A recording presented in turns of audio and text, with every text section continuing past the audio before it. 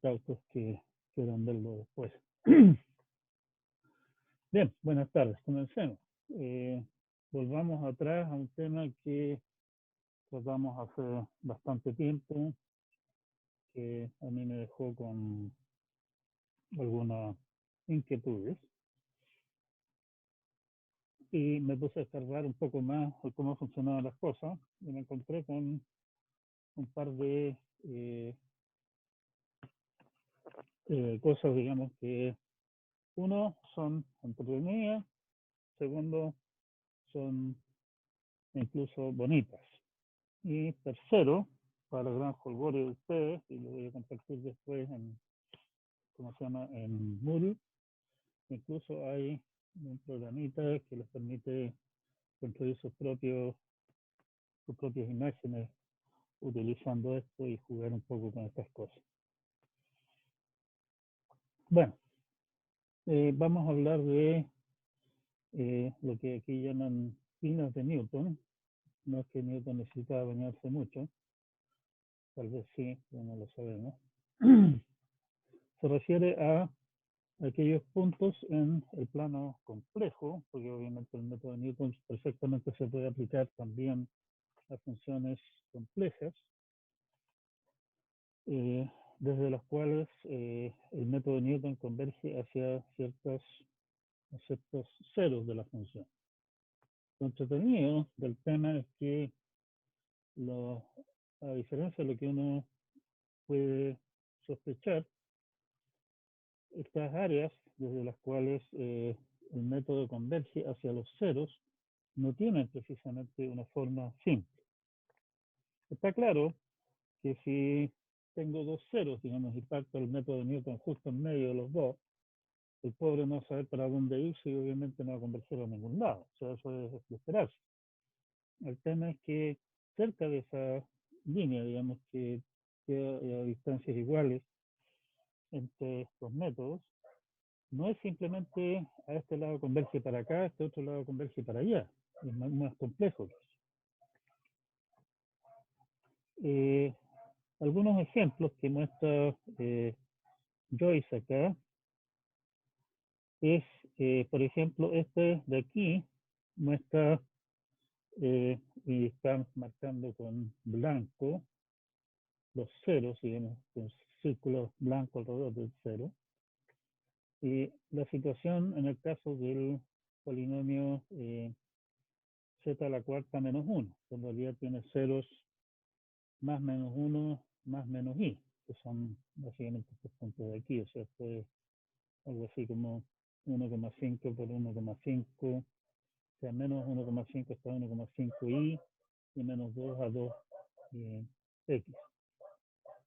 En rojo están dibujados aquellos puntos desde los cuales se converge hacia este cero, en verde los que convergen hacia este, amarillo a este, azul a este. Como ustedes ven, nosotros esperaríamos en realidad que esta cosa fuera, digamos, de aquí para acá todos convergen hacia el rojo, de aquí para allá todos convergen hacia el verde. Falso. Tenemos esta estructura bastante compleja y bonita acá. ¿Sí? Aquí tenemos otro ejemplo, el polinomio z menos 1, z cubo menos 1, tiene tres ceros en 1 y en dos complejos conjugados, que forman, esos tres forman un triángulo equilátero. Y nuevamente tenemos el mismo tipo de estructura.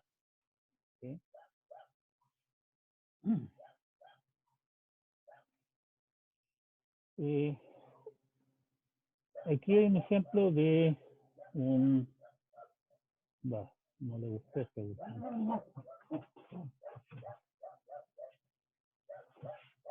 Por esto tiene algunos problemas de sitio.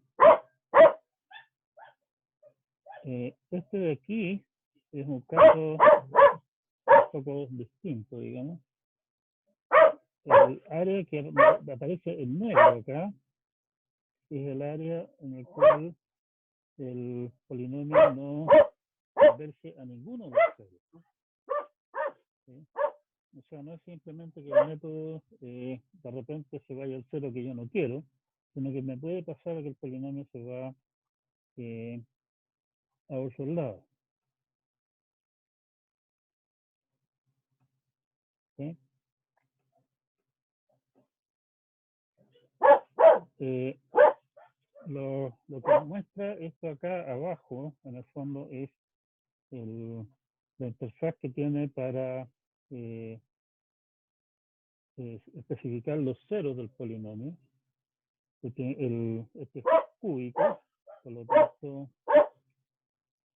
ya por lo tanto tengo que dar tres ceros, x1, o sea, 1, 2 y 3. El x y el y son ¿cómo se llaman? Bueno, la parte real y compleja correspondiente eh, del polinomio. Podemos agrandar esta imagen, por ejemplo, decirle acá que tenemos una imagen de 800 por 400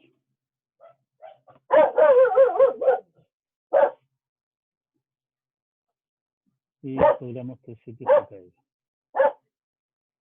Perfecto, ¿ven? Estamos con todas las de la ley. Como les decía, esto incluye una forma de generación de polinomios hasta grado 6, como pueden ver ustedes acá. En este caso con 4 ceros solamente están indicados ahí. Y le puedo decir que digamos la imagen y nuevamente se cae maravillosamente. Como ustedes pueden ver, este es un perfecto ejemplo de que las cosas no funcionan como debiera.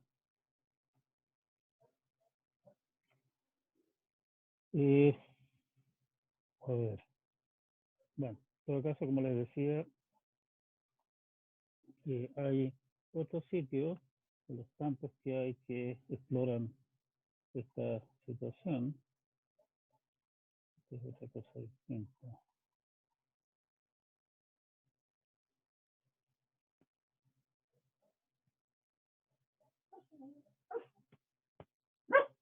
Que es,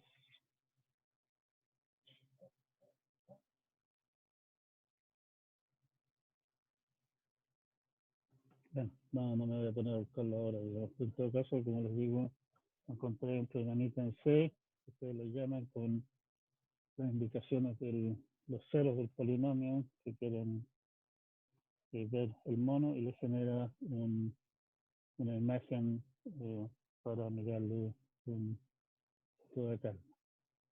¿Sí? Eso es algo que yo quería compartir con ustedes, digamos, el punto,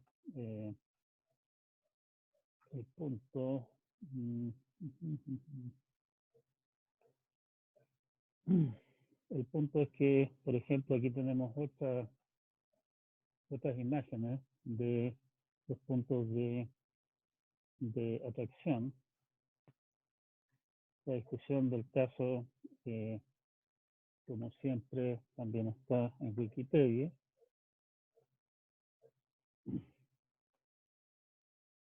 Y bueno, ya está jugando chueco Wikipedia porque la otra vez que me metí a ver esto,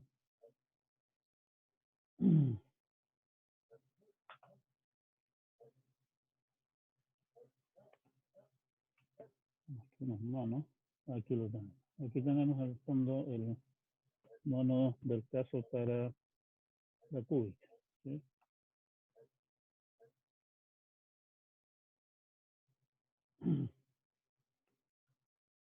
Vamos acá pedir que nos agrande el mono. Como ustedes ven, el mono es, estas partes de aquí son similares a esta línea completa que tenemos acá, o sea, es la misma línea pero curva. también con sus pedacitos azules y rojos y qué sé yo. ¿Sí? O sea, son fractales. Bien, espero que esa intervención corta haya servido para entretenerse un rato. Eh, la, el punto es que incluso algo tan aparentemente simple como el método de Newton puede dar lugar a fenómenos bastante complicados, complejos.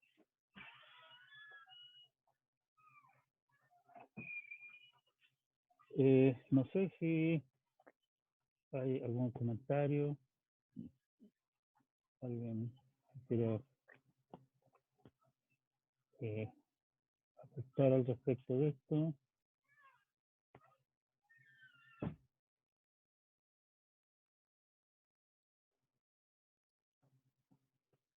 Somos pocos igual.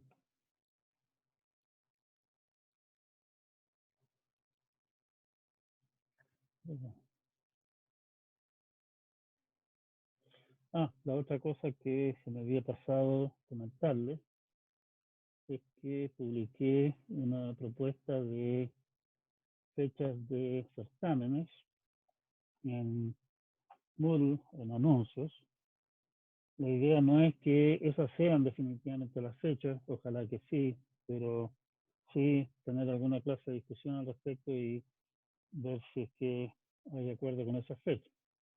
Si ustedes se fijan, la idea de los certámenes es liberar un conjunto de problemas a ser resuelto por ustedes individualmente, por favor, eh, y a ser enviados, digamos, como a través de Moodle, o sea, estilo, llamémosle estilo tarea, en el plazo de un par de días, o sea, se libera en principio, eso es conversable, el certamen el día viernes a mediodía y la entrega es el domingo en la noche. La idea de dar un plazo largo es porque quisiera darles espacio para poder desarrollar las cosas con calma, poder también cumplir con otras obligaciones que puedan tener ustedes. O sea, tengo claro que si yo les digo, oiga, trabajen en esto, qué sé yo, entre las 9 y la 1 de la tarde el día sábado, no necesariamente todos van a poder hacerlo en ese plazo, estar disponibles en ese plazo para trabajar en el sistema. Uno es. Segundo, como el plazo es más largo, eh, o sea, uno es eso. Segundo, el plazo es más largo para darles también tiempo para llevar lo que sean sus papeles todos borroneados a un documento en formato electrónico, ojalá PDF, pero todo formato civilizado también es aceptable, eh, en forma ordenada y limpia. Y también, sí, como estamos dando un plazo más largo, muchas cosas, digamos, que dejaríamos pasar en el certamen en papel, en términos de, sí, tiene la idea correcta, pero el desarrollo es como el forro, por lo tanto, igual le damos puntaje completo. Ustedes tienen y pueden revisar y desarrollar las cosas con calma. Vamos a ser algo más riguroso, digamos, respecto de lo que será una entrega correcta. Asimismo, como ustedes tienen acceso a recursos externos que les puedan ayudar a verificar ciertas cosas, o sea, por ejemplo, no está prohibido utilizar algún paquete de álgebra simbólica para verificar que el álgebra que están haciendo está razonable. Bueno, en vista de eso, entonces, supondremos que ustedes hacen eso, hacen uso de esa libertad. Obviamente, indican, oye, en el cálculo la pregunta 17 utilicé el paquete tanto para resolver recurrencias, por ejemplo, y estamos, ¿sí? Pero esperamos obviamente también de que ustedes hagan un poco el trabajo de hacer esa clase de verificación. Eso. Ya, volviendo a nuestros temas más aburridores de clases, estuvimos hablando la clase pasada de métodos de cuadratura, o sea, maneras de aproximar integrales. Ahora, después de que hablamos de métodos para calcular, para encontrar maneras de interpolar funciones, tomamos la función interpolada y la integramos, y con eso esperamos aproximar la integral correspondiente.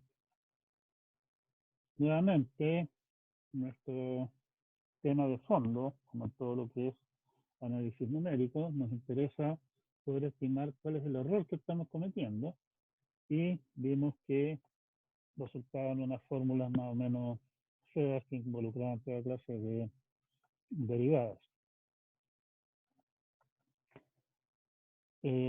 Vimos también, de nuevo, en el fondo, el problema del fenómeno de Runge, y eso nos llevaba entonces a sugerir no utilizar métodos con muchos puntos, porque muchos puntos, particularmente muchos puntos igualmente espaciados, dan polinomios que en una de esas no andan ni por las papas con lo que queremos aproximar, sino que utilizar métodos compuestos. O sea, en vez de usar un método con 10 puntos, utilizar 10 veces un método de 2 puntos.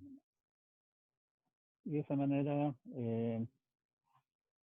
tener métodos más simples y también más robustos. Una gracia que vimos también que podemos hacer es decir, oiga, utilice este método con paso H, por ejemplo, 16 puntos, úselo con, perdón, serían 17 puntos para que sean 16 intervalos, utilícelo con 33 puntos, o sea, 32 intervalos, y la manera como el valor que me da, digamos, me llega a dar alguna clase de idea de qué tanto disminuye el error al aumentar el número de puntos.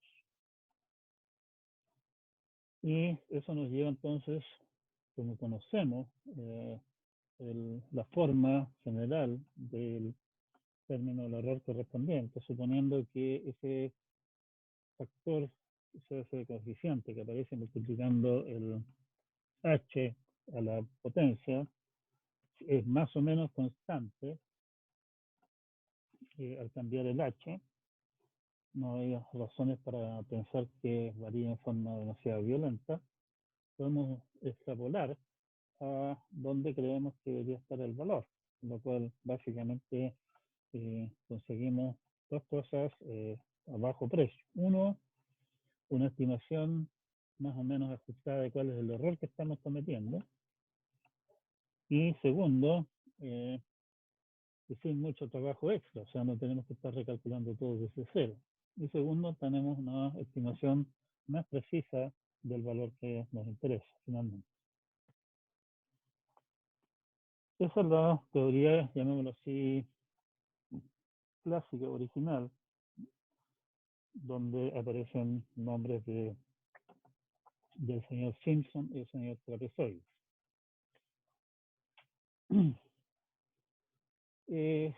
Vemos que una manera de evitar el fenómeno de Runge es utilizar puntos que no están igualmente espaciados. Si ustedes consideran cómo están espaciados los puntos de Chebyshev que estaríamos usando nosotros para hacer nuestras integrales, esos puntos se choclonan hacia los fines del intervalo. ¿Sí? Vean los gráficos que mostramos al final del capítulo pasado. Una opción, como la gracia de Chebyshev, es que los errores se distribuyen en forma más o menos pareja sobre todo el intervalo, sería pensar en utilizar el punto de Chebyshev y hacer toda la jugarreta, digamos, que habíamos hecho antes, pero ahora considerando el punto de Chebyshev. Pero si es que nos libramos de la necesidad de usar los puntos dados, y particularmente puntos dados que están igualmente espaciados, podemos hacer lo mejor. Y ese hacer lo mejor cae bajo el capítulo de cuadratura gaussiana por el caballero señor Gauss, que inventó este tipo de métodos. ¿Estamos claros hasta acá? ¿Hay algún comentario extra? ¿Algo que agregar? Veamos qué es lo que dice nuestro emponderado chat.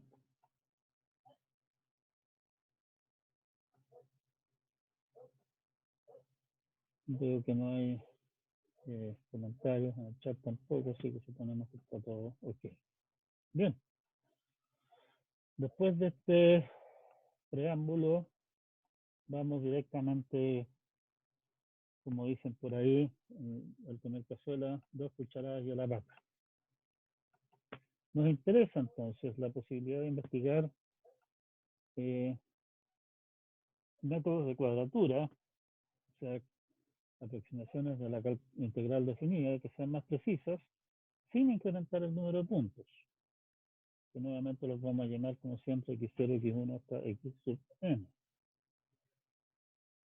Si nos damos la libertad de escoger esos puntos, o sea, no me dicen simplemente que la distancia entre uno y el siguiente siempre es la misma, capaz que podamos, tenemos más variables con las cuales jugar, y por lo tanto cabe esperar que podamos construir métodos que sean exactos para polinomios de grado mayor. Ahora, nuevamente, que sea exacto para polinomios de grado mayor no garantiza que sea necesariamente la panacea, pero debería ser mejor también. Para dar un ejemplo de más o menos cuál es la idea que hay detrás de este cuento, vamos a un ejemplo. Supongamos que tenemos 2 puntos y queremos encontrar con esos 2 puntos que no son fijos, insisto, 2 puntos de cuadratura que hagan que esa ecuación de ahí sea lo más ajustada posible, o sea exacta para f de x, un polinomio del mayor grado posible. Como tenemos 4 variables, a sub 0, a sub 1, x sub 0 y x sub 1, podemos esperar que la ecuación 9.1 nos determine un polinomio de grado 3, cúbico. El polinomio cúbico tiene 3 coeficientes, ¿sí? Y por lo tanto sea exacta para polinomios para los polinomios 1, x, x cuadrado y x cubo en particular. Eso porque cualquier polinomio de grado hasta cúbico lo podemos construir como una combinación lineal de esos 3 polinomios, ¿sí? Y si es exacta para todos los polinomios cúbicos, bueno, va a tener que ser exacta para todos esos polinomios en particular también. Si quieren realmente complicarse la existencia, inventen cualquier otro conjunto de polinomios que sean linealmente independientes, sean libres. Además, estamos integrando entre menos 1 y 1. Eso es básicamente la idea que queremos ver de aprovechar la simetría, digamos, de ese rango para jugar con las cosas.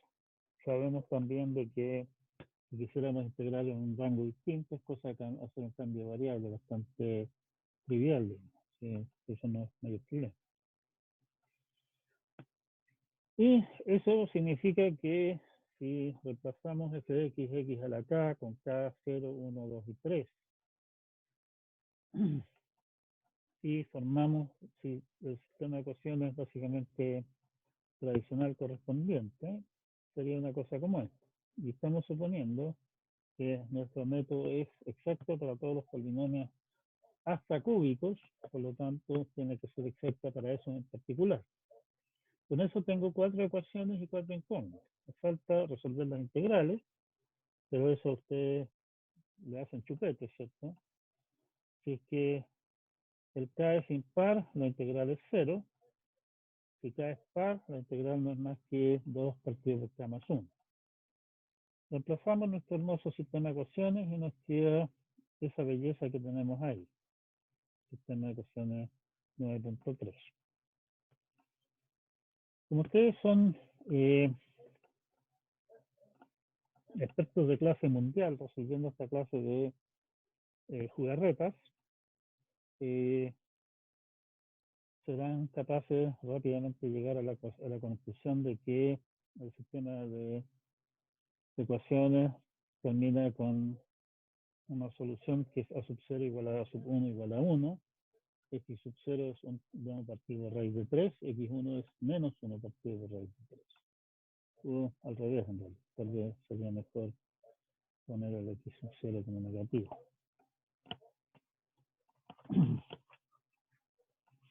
¿Sí?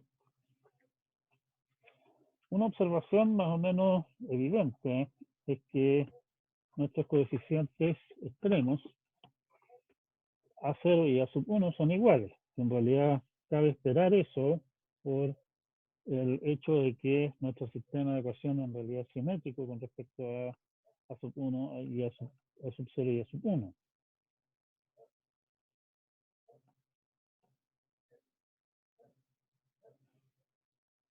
Y por la misma razón, como cabría esperar, X0 y X1 también están distribuidos en forma simétrica alrededor de 0. O sea, cualquier cantidad de puntos de cuadratura que nosotros tomemos, si hacemos esta misma jugarreta, nos vamos a encontrar también que nuestro sistema es simétrico con respecto a los A y los X, y por lo tanto siempre se va a dar la mismo tipo de situación. Pero eso obviamente no lo vamos a mostrar porque eso es complicarse la existencia un poquitito más allá de lo que tipo el nivel de intervención que está permitido en un ramo como este. Incluso un ramo como este en formato virtual. Repitamos el ejercicio con 3 puntos. ¿Alguien me podría dar alguna sospecha de cuáles debieron resultar ser los puntos X0, X1, X2? ¿Y qué pasaría, qué relación podemos esperar entre A0, A1 y A2?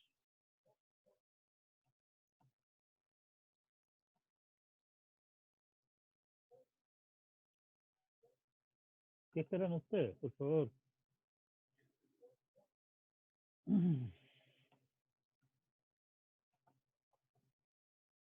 Por favor, no hablen todos a la vez. No se escucha.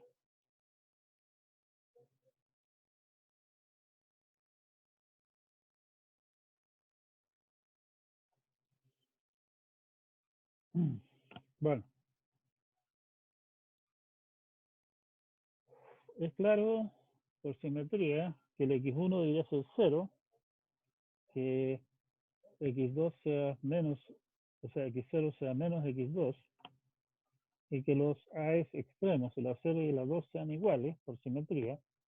El A1, en realidad no tenemos idea de cuánto puede resultar. Siguiendo exactamente los mismos pasos del ejemplo anterior, tenemos nuestro sistema de ecuaciones indicado ahí, y como esperábamos, en realidad resulta que nuestro sistema de ecuaciones es simétrico y por lo tanto cabe esperar soluciones simétricas. Nuestra ecuación para k igual 0 no es particularmente informativa, y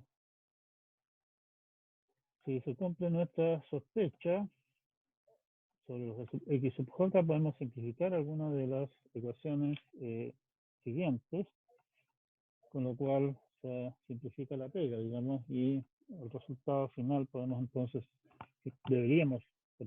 tenemos que verificar finalmente que realmente es una solución.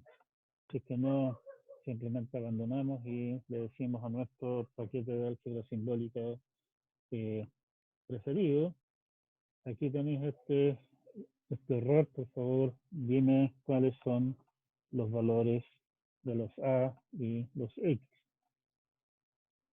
¿Sí? Y nos queda entonces finalmente los valores correspondientes. Me dice que A sub 0 y por lo tanto también A sub 2 es 5 novenos. A sub 1 es 8 novenos. Fíjense que los dos son positivos. Y me quedan X0 menos 3 menos raíz de 3 quintos, X1, X2 raíz de 3 quintos y X0 menos raíz de 3 quintos y el X1, como sospechábamos, resulta que es 0. Y podemos sustituir esos valores en el sistema de ecuaciones para comprobar que esto es correcto. Por la manera como nosotros cocinamos este método, resulta que este método va a ser exacto hasta para polinomios de grado 5, a pesar de que solamente tenemos 3 puntos. Y eso es entretenido. Segunda cosa, si ustedes se fijan, los puntos de los extremos no están precisamente en los extremos de intervalo. Nuestro intervalo va de menos 1 a 1 y sin embargo los X están más o menos alejados de él. A ver, déjenme, no lo tengo calculado así.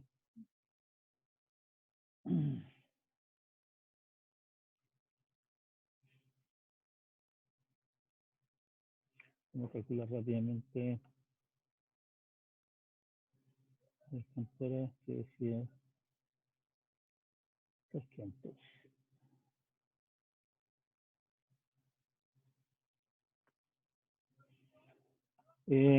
O sea, nuestros puntos extremos no son más menos 1, sino que son más menos 0,77 algo. O sea, no están realmente en los extremos. Sí. Ahí tenemos una intervención particular. Ahora, repitan el ejercicio para un grado mayor, qué sé yo, para grado para 5 puntos o 7 puntos y vean dónde van cayendo los puntos. Se van a dar cuenta que los puntos no caen como uno creería, más o menos en los puntos medios, sino que se choclonan, digamos así, hacia los extremos del intervalo. Con eso tienen para entretenerse largo rato. ¿Sí? El problema es que cocinar, digamos, los coeficientes y toda la historia mediante este método es bastante trabajoso, o sea, no es simple, es harta pega. Tenemos que estar lidiando con sistemas de ecuaciones más o menos grandes, con polinomios con coeficiente, con de grado cada vez mayor y la cosa empieza a ponerse bastante desagradable. Lo que hizo famoso al amigo, bueno, lo que hace que esto sea famoso, el amigo Gauss es famoso por un montón de otras razones distintas, es que esta técnica que estuvimos viendo acá no es particularmente elegante y no da mayores luces acerca de qué es lo que pasa con la regla de cuadratura resultante y particularmente no es fácil tratar de llevar esto a alguna idea de cuáles son el error que estamos cometiendo.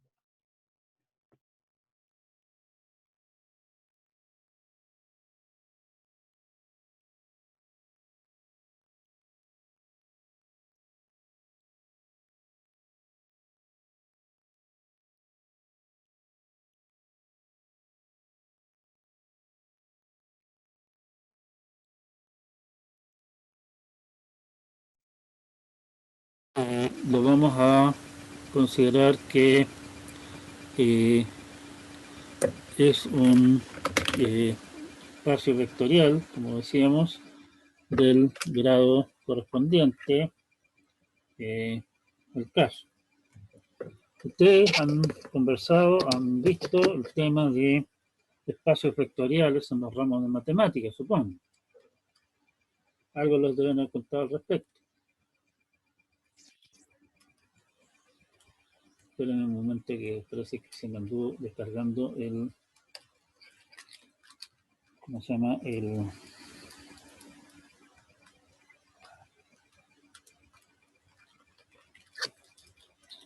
ahí sí parece.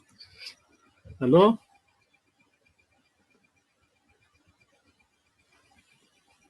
Ahora se me fue el mouse.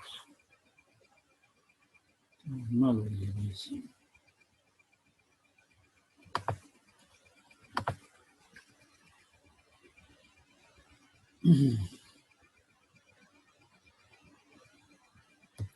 Y para variar me dice que mi conexión de internet es inestable. Genial.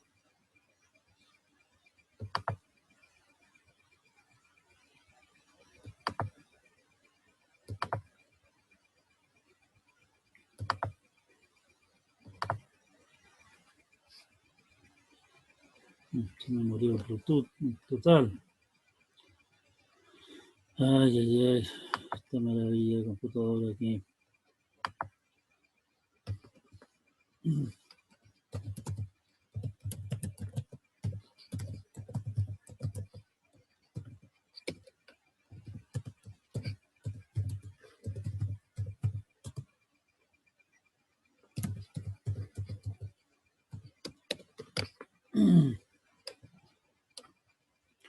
Bueno, veamos cómo podemos funcionar sin la maravilla tecnológica de, ¿cómo se llama? De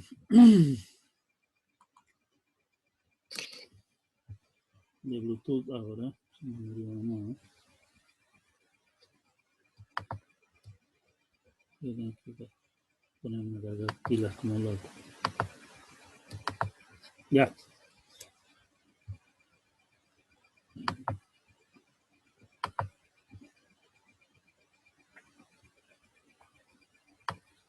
También se está portando mal.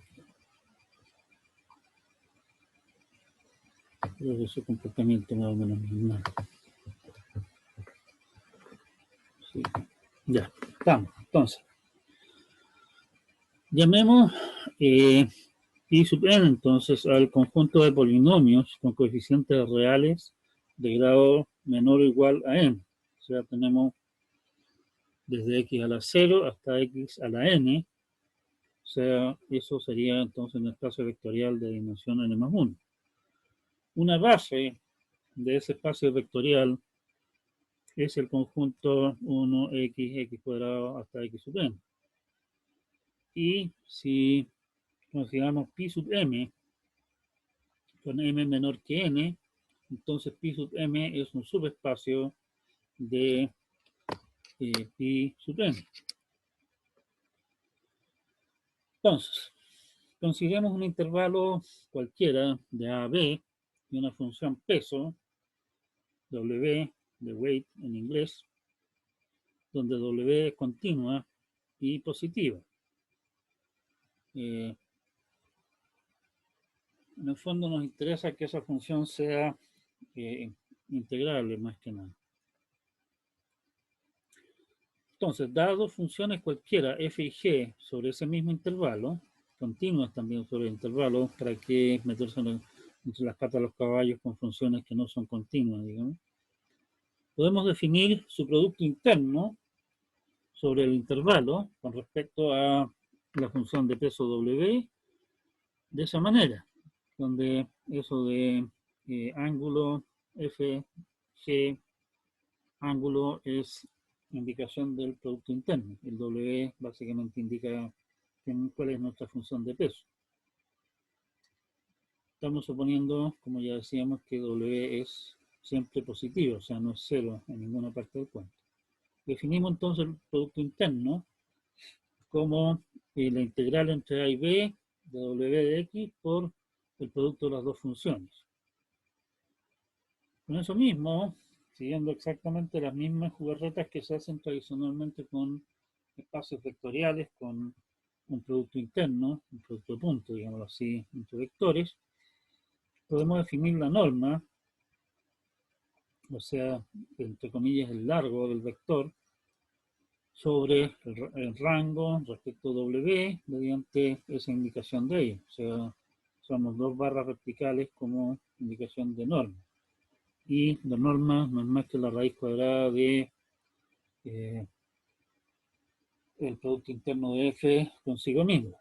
Recuerden en particular que la raíz cuadrada es siempre positiva. O sea, ese cuento de menos 2 y un valor de la función raíz cuadrada son patrañas. La función raíz cuadrada es siempre positiva. Vamos a decir en particular que dos funciones son ortogonales si su producto punto, si su producto interno es 0. Y en particular también vamos a decir que la función f está normalizada sobre bla bla si es que el valor absoluto, digamos, si es que ¿cómo se llama? La norma de la función es 1. Generalmente vamos a estar trabajando con una sola solución, con una sola función peso, no vamos a estar cambiando de función peso a cada rato, por lo tanto generalmente simplemente vamos a omitir el subíndice del W, para no tener que anotar tanta tercera, digamos. ¿Sí?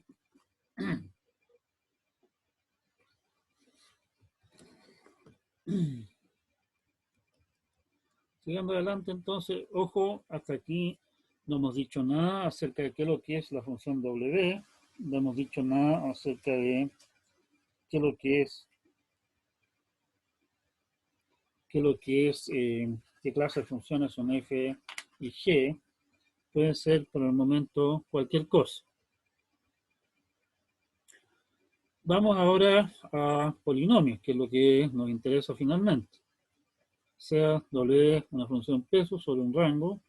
Ojo, el rango, estamos dando un rango de A a B, pero perfectamente puede ser también que algún malandrín se le ocurra tener un rango que va de menos infinito a infinito, o de 0 a infinito, cualquier cosa de esa clase. Vamos a decir que la secuencia de polinomios P sub n de x, con grado de P sub n es n, son W ortogonales, o simplemente ortogonales, si el W se subentiende, si son ortogonales a pares. O sea, P sub i y P sub j son ortogonales si es que i es distinto de j, y obviamente vamos a llamar ortonormales si es que además la norma de cada uno de los polinomios es simplemente 1. Si ustedes recuerdan, en sus tristes épocas pasadas donde jugaron con vectores, está el proceso de Gram-Schmidt, que permite construir un conjunto ortogonal si es que tenemos un conjunto cualquiera de vectores independientes, linealmente. Y en nuestro caso podemos partir con 1, x cuadrado, etc. Y finalmente construir entonces un conjunto ortogonal de polinomios. O sea, podemos construir esas cosas. En realidad, no nos vamos a meter en el detalle cómo se hace, digamos, pero resulta que para ciertas funciones de peso especiales, en general para una función de peso particular, digamos, hay métodos mejores que ese para encontrar el conjunto de vectores, un conjunto de vectores linealmente independientes. Bueno, vamos entonces ahora a la materia que realmente nos interesa a nosotros. De fondo, los polinomios estos, los polinomios linealmente independientes, que son ortogonales, de grado hasta n, nos van a dar precisamente una manera de obtener en forma sencilla los valores, digamos, de los correspondientes coeficientes y demás cosas. ¿Sí? Y esta es la parte Simpática toda esta historia. Primer teorema. Sea P sub n uno de los, un polinomio, el polinomio ortogonal, o 1 en realidad, de grado n sobre rango a b con peso w. Entonces, P sub n tiene n ceros reales, todos son ceros simples, no hay ceros dobles, y todos pertenecen al intervalo.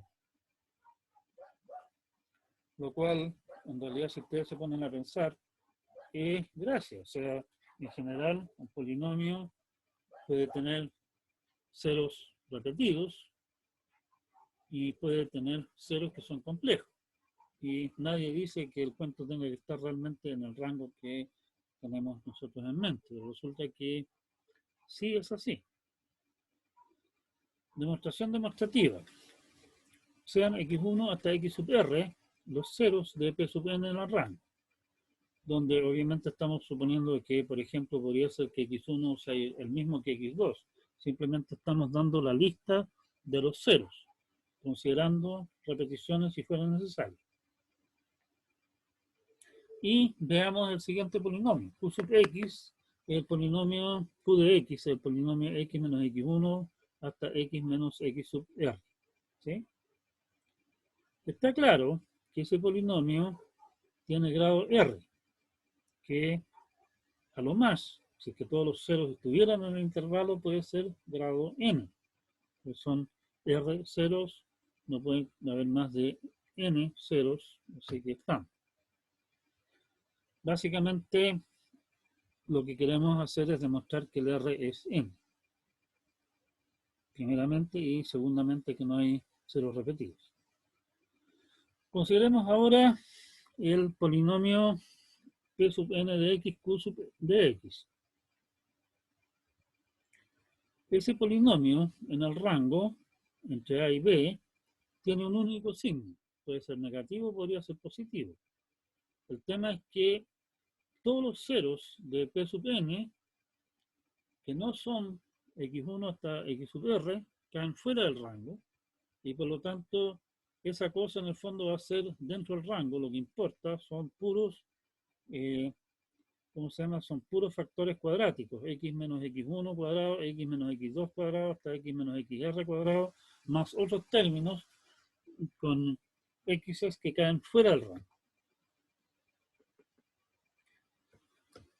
Por lo tanto, la integral entre a y b de w de x, pn de x, q de x es distinta de cero. Tiene un único signo, pn de x, qn de x, y el w de x es siempre positivo. Por lo tanto, el producto que estamos integrando ahí es positivo en todo el intervalo, y por lo tanto, positivo o negativo, perdón, porque dijimos solamente que tenía un único signo, podría ser negativo también. Y por lo tanto, esa integral no es cero. Pero elegimos precisamente el polinomio P sub n como ortogonal a todos los polinomios de grado hasta n-1. Y la única conclusión posible es que el grado de Q sea n, porque si no es imposible que esa integral me dé diferente de cero. Por lo tanto, vemos que todos los ceros del polinomio están en el rango, y son todos reales también. Bien, tenemos una mitad de nuestro teorema demostrado. Vamos por la otra mitad.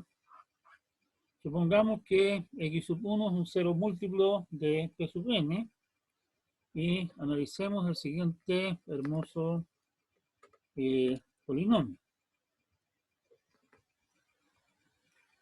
Si es múltiple, quiere decir que el factor x menos x sub 1 aparece por lo menos dos veces.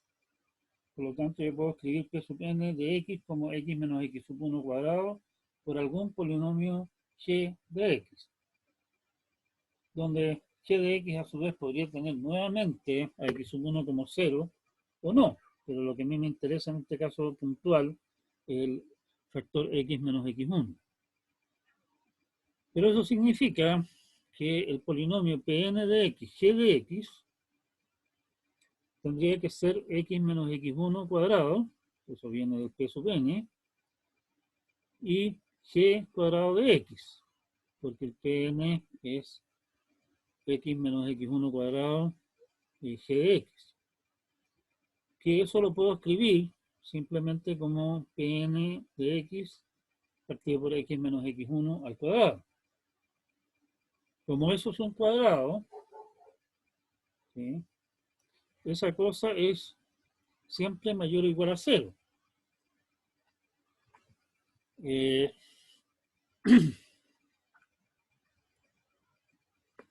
¿Sí? No tengan miedo con esta división de acá, digamos, porque x menos x1 en el fondo es un factor del P sub n, y por lo tanto en realidad puedo simplificar eso y esta cosa no me puede explotar en la cara dándome un valor infinito. Por lo tanto, la integral entre a y b de w de x, pn de x, g de x, que es la integral de esta cosa de acá, en el fondo, que vimos que es una cosa que siempre es mayor o igual que 0, como eso está multiplicado por la función w de x, que en ninguna parte es 0, y ese polinomio que me queda ahí, el Pn de x partido por x menos 1 al cuadrado, es un polinomio, o sea, no puede ser 0 en un rango largo, solamente puede ser 0 en puntos individuales. Quiere decir que nuestra hermosa integral entre a y b de la función peso, Pn de x, g de x es mayor que 0. Pero g pertenece al espacio n-2. Por lo tanto, Pn se supone que debería ser ortogonal con él. Y tenemos una contradicción. Por lo tanto, esa cosa que estábamos construyendo ahí, imposible que exista. En particular, esta división que tenemos acá no puede ser. Todos los ceros son simples. ¿Okay? Esas son nuestras propiedades, digamos, que vamos a utilizar de polinomios ortogonales. Y vamos a aprovechar estas propiedades para cocinar, en el fondo, métodos que son exactos para polinomios de grado mayor que el esperable. Vamos entonces a la papa, como dicen por ahí. Cuadraturas de Gauss, básicamente estamos buscando reglas de cuadratura que tienen la forma siguiente: la integral entre a y b, alguna función de peso. Lo que nosotros habíamos estado considerando hasta el momento eran simplemente siempre funciones de peso constantes, o sea, la función de peso 1. Aquí estamos dando la posibilidad de que a alguien se le ocurra, que si yo, no sé, estar interesado en integrales de funciones multiplicadas por alguna función particular, función de peso.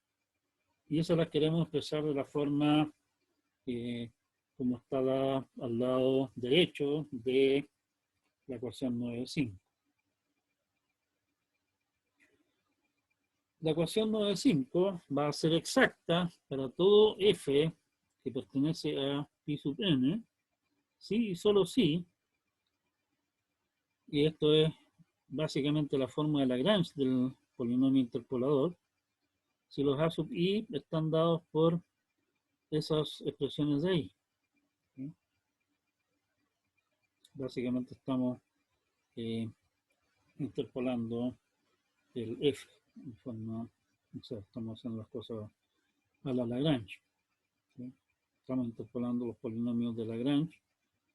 Todos esos polinomios en particular son puros polinomios de grado n hasta, como hacemos, son polinomios de grado menor, y por lo tanto los coeficientes deben ser correctos. En la ecuación 9.5 tenemos 2n más 2 grados de libertad. Podemos elegir los x's y podemos elegir los a's. Y por lo tanto, lo que estamos, a lo que quisiéramos, o sea, a lo que podemos aspirar a lo más es una fórmula que sea exacta con todos los polinomios de grado hasta 2n más 1, con n más 1 puntos. Ojo, y esa es la gracia de todo el cuento, si ya hay uno, ¿cierto? Entonces, teorema 9.2, sea Q un polinomio de grado n más 1, ortogonal a pi sub n, o sea, para todo p que pertenece a pi sub n, todos los polinomios de grado hasta n, resulta que esta cosa de acá, esta integral es 0. ¿Sí? Si x sub i son los ceros de q, entonces la regla de cuadratura, con los coeficientes dados ahí arriba, es exacta para toda función que pertenece a pi de 2n más 1. O sea, todo polinomio de grado a lo más 2n más 1. Bien, supongamos entonces que f es una función de, o sea, un polinomio de grado hasta 2n menos 1, más 1 por el algoritmo de división correspondiente. O sea, podemos dividir un polinomio por otro. Podemos escribir f de x como un cociente por el polinomio p, que dijimos que era un polinomio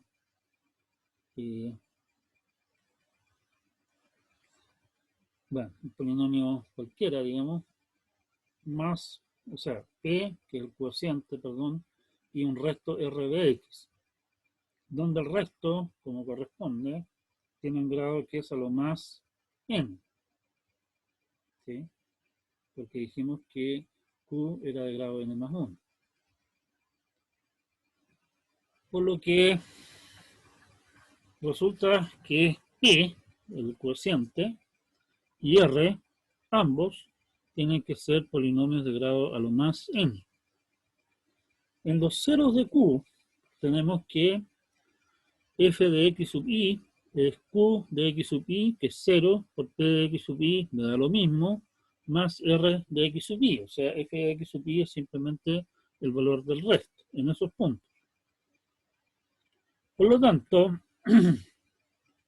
la integral entre a y b de w de x, f de x, la puedo escribir también como la integral entre a y b de w de x, q de x, p de x más r de x, ¿sí?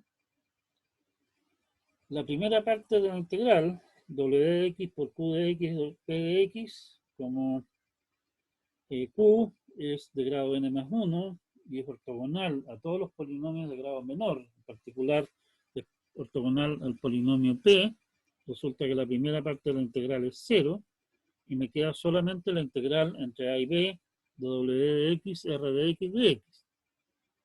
Pero en esos puntos la integral no es más que lo, por definición definitiva, digamos, eso no es más que esa sumatoria que está indicada ahí abajo, ¿sí? Pero esa sumatoria de los restos en los x sub i no es más que la sumatoria de los valores de la función en los x sub i, porque los valores de los restos en x sub i son los valores de la función, por lo que hemos visto antes. ¿Sí? Y nuestra regla de cuadratura es exacta para ese polinomio f. Otro punto que resulta interesante tener presente es que si tenemos una regla de cuadratura gaussiana, los coeficientes son positivos. En realidad, si ustedes se dan una vueltecita por ahí, me parece que en Wikipedia, por ejemplo, hablan de las distintas reglas de cuadratura con más de grado mayor, con puntos igualmente espaciados, uno se encuentra con horror con situaciones en las cuales algunos coeficientes son negativos. Y si ustedes me preguntan, oiga, aquí queremos calcular el valor de la integral de esta función, que es positiva, y multiplicamos por algún valor negativo el valor que tiene en algún punto y empiezo a preguntarme qué diantre es lo que está pasando aquí. El hecho de que los coeficientes sean positivos da una cierta, una cierta garantía de que el cuento no me esté jugando demasiado chueco. Bueno, podemos hacer el juego que estamos haciendo acá. Fijemos un n y sea q un polinomio ortogonal de grado n más 1 y con punto de cuadratura x sub i. Entonces, la integral, según nuestra fórmula, sería aproximada mediante la formulita aquella de la sumatoria de los puntos a, de los valores de los puntos x sub i con los a multiplicados por los a correspondientes. Consideremos algún polinomio p que resulta de tomar el polinomio q y básicamente volarle uno de los factores. O sea, dividimos el q por x menos x sub j, donde x sub j es uno de los ceros del polinomio, que sabemos es simple, o sea, el resultado es un polinomio que tiene ceros simples también. Resulta entonces que p es un polinomio. El grado de p a lo más podría ser n. En realidad va a ser exactamente n, porque estamos suponiendo que g es de grado n más 1. Con lo cual, el grado de p cuadrado es igual a 2n, y como es un grado menor que el 2n más 1, utilizar nuestra fórmula de cuadratura sobre ese polinomio va a resultar ser exacto. Y sabemos, como p cuadrado es nunca negativo, que la integral del caso es positiva. Y esa integral no es más que la suma de los a sub i por p cuadrado en los x sub i. Pero también resulta que en todos los i que no son jotas, la función p es 0, por la manera que la construimos. Por lo tanto, esto simplemente es a sub j p cuadrado de x sub j. Y por lo tanto no le queda otra que el x a sub j sea mayor que 0. Por el otro lado, la regla de cuadratura es exacta para la función x a la 0 igual 1, y por lo tanto la suma de los a sub i no es más que la integral entre a y b de la función de peso. ¿Sí? Y está. Eso es una exposición de cuadratura de Gauss.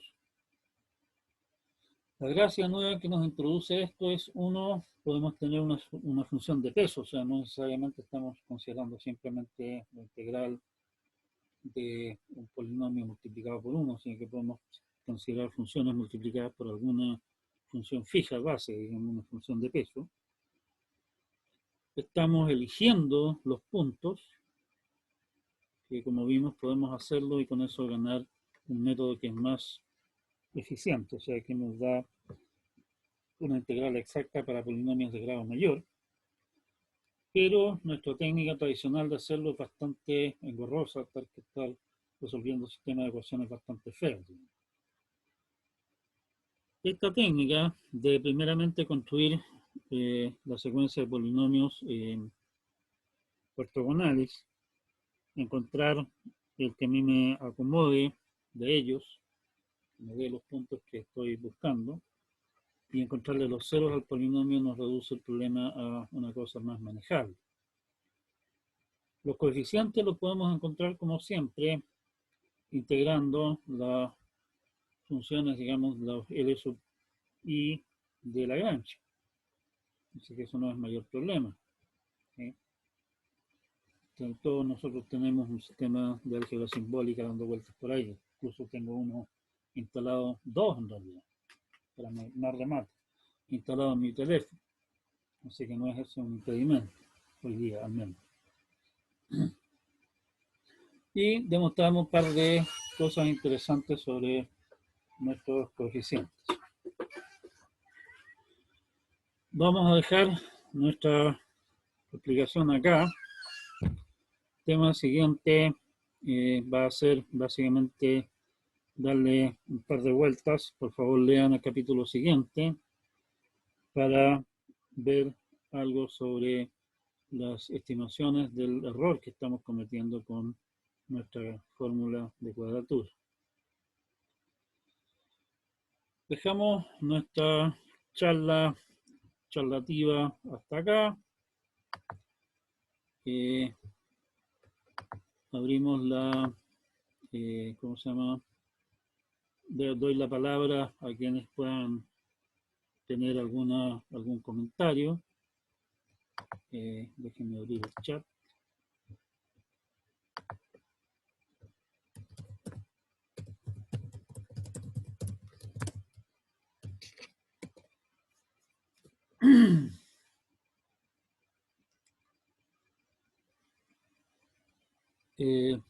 Bien.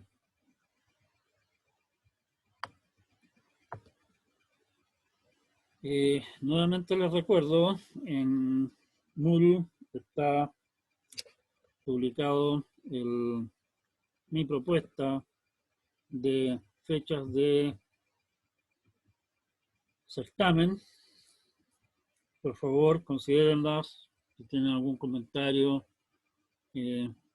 hagan valer sus objeciones o comentarios variados de aquí a, digamos, la próxima semana. Si es que no hay comentarios, no hay objeciones y no llegamos a ninguna clase de acuerdo diferente, quedamos en esas fechas. Si alguien tiene alguna clase de inconveniente, incluso inconveniente de última hora, oiga, profe, no me pude conectar para bajar el certamen o lo que sea, por favor pónganse en contacto con, ya sea conmigo, con los ayudantes, publíquenlo en Moodle a la brevedad posible y veremos cómo subsanar el problema si es que se produce algo. ¿Sí? Espero que no tengamos problemas técnicos de esa clase. No sé si hay más, si hay algún comentario.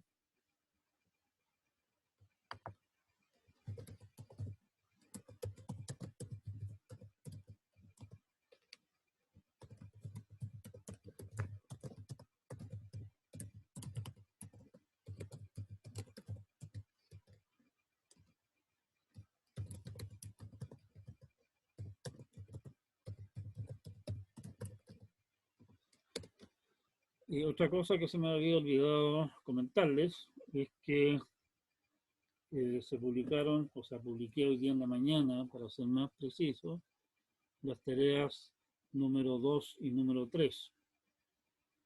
He hecho en una mirada, nuevamente, como siempre, si es que hay alguna clase de duda, consulta, acotación, sugerencia o algo al respecto, háganlo saber a la brevedad imposible en ese mismo medio. Como parece que no hay más, dejemos esta perorata hasta acá. Lo que cubrimos es material bastante más sofisticado, digamos así, bastante más abstracto, usa más herramientas que lo que habíamos visto nosotros antes. Por favor, releanlo. Por favor, lean el capítulo siguiente para entender de qué vamos a estar hablando en nuestra próxima clase. Cuídense mucho, que lo pasen bien, en la medida que lo puedan hacer.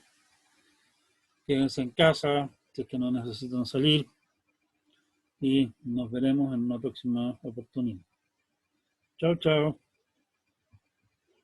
Y voy a publicar como siempre ¿cómo se llama? El video en eh,